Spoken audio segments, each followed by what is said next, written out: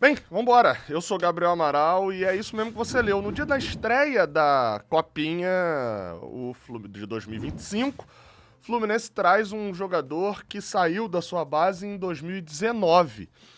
Estamos falando do nome de Marcelo Pitaluga, goleiro que pertence hoje ao Liverpool quase que saiu um Liverpool do Uruguai, o Liverpool da Inglaterra mesmo, tá?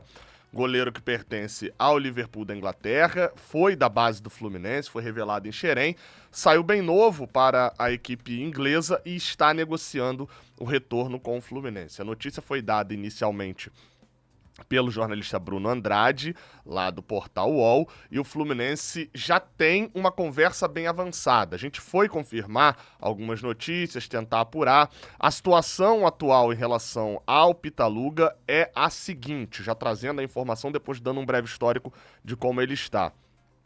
Ele pertence ao Liverpool, que comprou ele do Fluminense em 2019.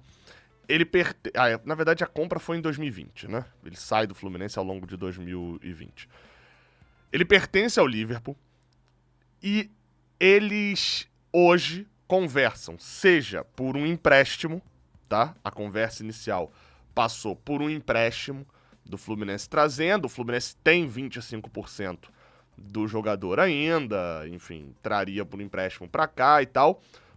Só que essa conversa era 2, 3 semanas atrás. Atualmente, as conversas entre o Fluminense e o Liverpool passam por o Liverpool cedendo o jogador, tá? E ficando com percentual. Basicamente é isso, tá? Então, hoje o cenário seria esse. O Marcelo Pitaluga viria de graça pro Fluminense.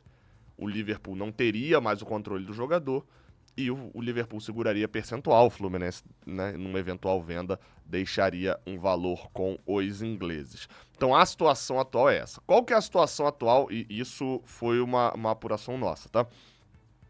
Qual que é a situação? As conversas estão acontecendo, estão bem avançadas. O cenário é esse. Dentro daquela escala que a gente usa lá no Jornada, é uma escala de melou, né? Mas esfriou, interesse, aí do interesse, o interesse esfria ou esquenta, e aí vem, né, a contratação. Hoje eu diria que não tá negociando, não. Eu diria que tá no esquentou, tá? O Marcelo Pitaluga. O goleiro tem 22 anos, vamos lá, vamos falar um breve histórico dele para poder dar a minha opinião. O Pitaluga era considerado uma, assim, das maiores joias da base do Fluminense. Ele tem 22 anos, como eu falei, e ele é 2002. Só que ele é de dezembro de 2002. Então, assim, ele é bem novo, né? Pensando em idade, em relação à geração que ele jogava, que era a geração 2001. Geração do André, do Martinelli e tal. Então, em vários momentos, ele estava no sub-17 com 15 anos, por exemplo, ou recém-completado 16 anos. Então ele já vinha, se você pesquisar pela internet aí, vídeos de 2012, 2013 dele agarrando, já são vídeos que rodaram na época até, e ele faz alguns grandes torneios em 2019 jogando pelo Sub-17, inclusive também pelo Sub-20. E aí esse destaque total, né, chega até o fato de que, aliás, em 2018, ele ter feito uma super Copa do Brasil Sub-17, foi destaque contra o Palmeiras, foi destaque contra o Flamengo na final, se destacou muito, depois foi campeão mundial Sub-17 no ano seguinte, em 2019, estava no banco, mas estava no time campeão mundial Sub-17, continua no Fluminense e aí é negociado com o Liverpool. Na época surpreendeu muita gente, porque o Pitaluga era considerado um goleiro extremamente precoce. Então ele era muito bom para a idade que ele tinha. E o Fluminense o negociou por 1 milhão de euros pro Liverpool. Pesou na época a vontade do jogador de ir para a Europa, de se desenvolver. Ele tem dupla nacionalidade, né? Ele tem passaporte europeu, ele é alemão e brasileiro. Só que no Liverpool o cenário dele não foi bom, tá? Chegou lá, obviamente muito jovem, toda a passagem dele pelo Liverpool, e aí quando eu digo não foi muito bom o cenário, é porque o que se espera quando um moleque sai daqui com 17 anos? Vai ser o Donnarumma, com 18 é titular e tal, só que não é bem assim, né?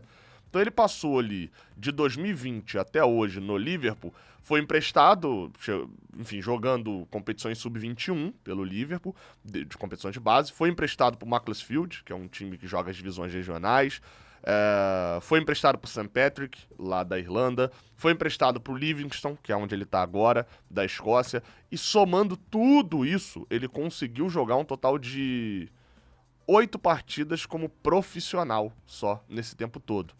E aí agora, obviamente, estaria disposto a voltar porque vê e vislumbra essa vaga do Fábio no Fluminense. Ele tem... o departamento do Fluminense gosta muito dele, tem uma boa relação e, obviamente, o cenário pro Fluminense era positivo porque consegue trazer um goleiro que tem qualidade, reconhecida qualidade, consegue trazer um goleiro que é visto como uma promessa, né? E que ainda é muito jovem, sem gastar dinheiro. Pro jogador, eu até tava trocando essa ideia, valeu a pena ele ir pra Europa? Talvez sim, ele ganhou dinheiro, se ele tivesse aqui no Fluminense, a ver o que aconteceu com o Marcos Felipe e até com o Pedro Rangel, provavelmente se ele tivesse aqui, ou ele nem teria jogado direito ainda, quando eu digo Marcos Felipe e Pedro Rangel, tô falando no sentido deles terem a vaga, né, de surgir a vaga. Considerando que tá o Fábio aí, ele ou não teria nem jogado ainda mais do que esses 8 jogos que jogou, e aí talvez já tivesse gerado até uma insatisfação. Indo pra lá, ganhou um dinheiro, ganhou em Libra, né? É outra história e tal, e agora volta pra tentar seguir a carreira dele. 22 anos é muito novo. Eu acho uma boa reposição. Tenho garantias de que ele vai substituir bem o Fábio em 2026? Não sei. Não tenho. Nenhum goleiro me daria muitas garantias.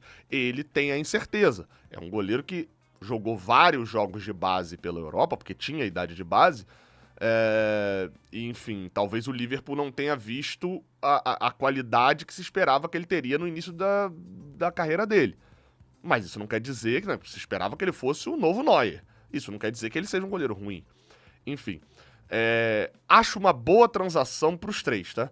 O Liverpool, enfim, se não via a possibilidade de utilizá-lo a médio prazo, não tinha por que ficar renovando o contrato. Para o jogador, que já ganhou um dinheiro na Europa, volta ainda muito jovem para poder chegar num clube onde ele tem moral, a torcida já gosta dele e ele vislumbra daqui a, no máximo, 2 anos a titularidade, né? Porque o Fábio vai agarrar esse ano. Vá lá que ele renove e agarre o ano que vem também. Uma hora acaba, né? Uma hora tem limite também, né, Fábio? Ou não, né? Enfim, na teoria, em 2027, o Pitaluga vira titular do Fluminense, né? Com o Fábio renovando o contrato ainda, com 24 anos. Então é uma idade boa e, claro, pro Fluminense também que consegue um goleiro tido como uma joia, né? Ainda muito jovem, sem custos. A gente conseguiu confirmar essa informação e, claro, vamos aguardar porque a negociação, obviamente, ainda está em curso, mas é bem provável que em breve a gente veja Marcelo Pitaluga de volta no CT Carlos Castilho. Vamos lá, tá? Mais notícias.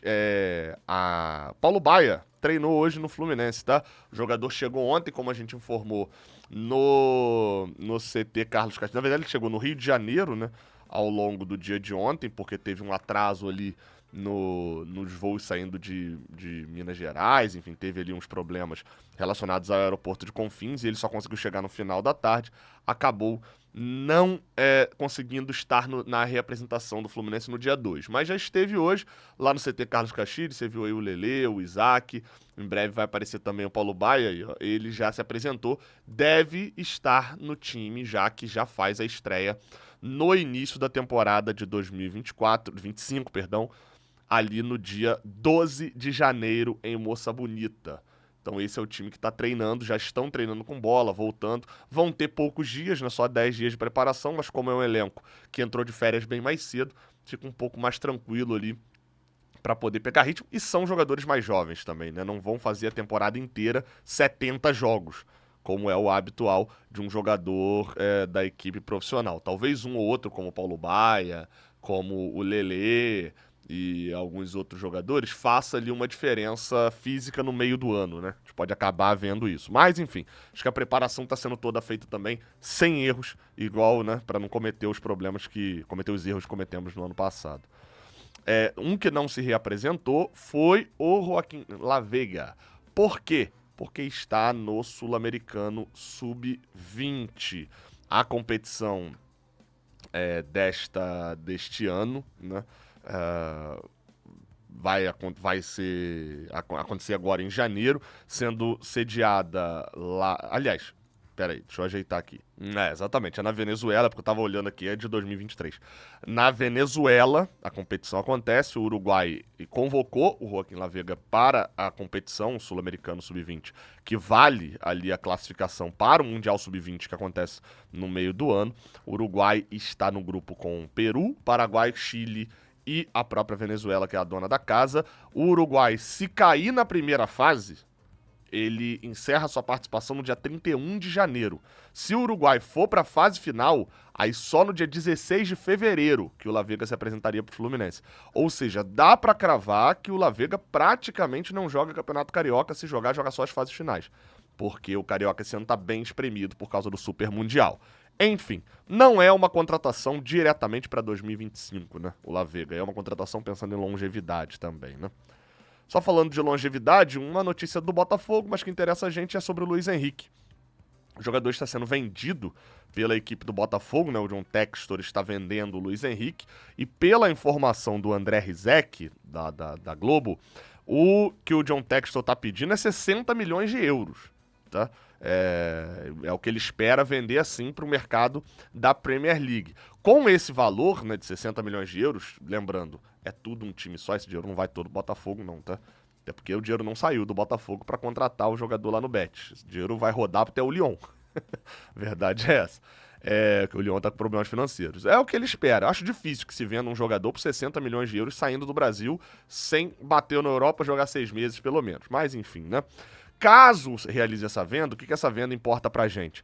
A gente revelou o Luiz Henrique. A gente tem 3,5% de qualquer venda que seja feita do jogador, a não ser que seja venda aqui dentro do Brasil, né? Tipo, se ele sair pro Flamengo agora, a gente não ganha nada.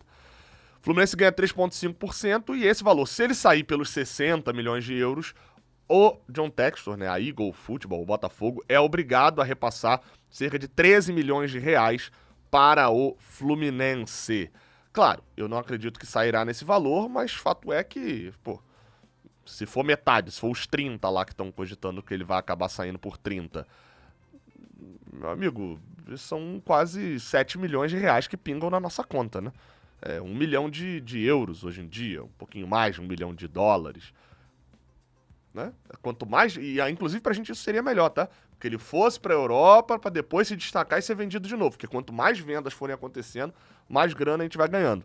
Eu lembro sempre, daqui a pouco vai chegar nesse ponto, eu lembro sempre que o Felipe Coutinho no Vasco, quando ele é vendido lá pra fora, o Vasco vendeu tão mal o Coutinho que ele ganhou mais nas transferências do Coutinho pela Europa, Liverpool, Barcelona, Bayern e etc, Inter de Milão também acho que ele jogou, né? Do que necessariamente no valor da venda dele. Que o Luiz Henrique seja assim também, né? Enfim, não esquece de deixar um like aqui embaixo, de se inscrever aqui no canal. Tamo junto, até a próxima. Valeu!